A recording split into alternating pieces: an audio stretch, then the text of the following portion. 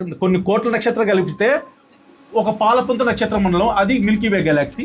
అలాంటి మిల్కీవే గెలాక్సీలు కొన్ని కోట్లు కలిస్తే క్లస్టర్లు కొన్ని కోట్లు కలిస్తే అప్పుడు మీరు చెప్పిన సూపర్ క్లస్టర్లు కొన్ని కోట్లు కలిస్తే అప్పుడు విశ్వం అనమాట. అర్థం. బైబిల్లో నుంచి ఒకసారి ఆదికాండము 1వ అధ్యాయం 14 వచ్చింది చదువుదాం. 14. దేవుడు పగటిని రాత్రిని వేరుపరచునట్టు ఆకాశ విశాలమందు జ్యోతులు కలుగును గాకని, అవి ఏమిటంట? సూచనలను, కాలములను, దిన సంవత్సరములను దానికోసం పెట్టాడండి. ఏటిని ఇప్పుడు చెప్పానే మీకు, నక్షత్రాలు కోట్ల కలిపి పాలపుంత నక్షత్రం అని. అలాంటి పాలపుంత నక్షత్రాలన్నీ కలిపితో కూడా ఒకే ఒకసారి క్లస్టర్ అని, అలాంటి క్లస్టర్ లాంటి కొన్ని కోట్లు కలిస్తే సూపర్ క్లస్టర్ అని, అలాంటి సూపర్ క్లస్టర్ లాంటి కొన్ని కోట్లు కలిస్తే ఒక విశ్వం అని చెప్పానే. ఇవన్నీ దేనికి పెట్టాడంట?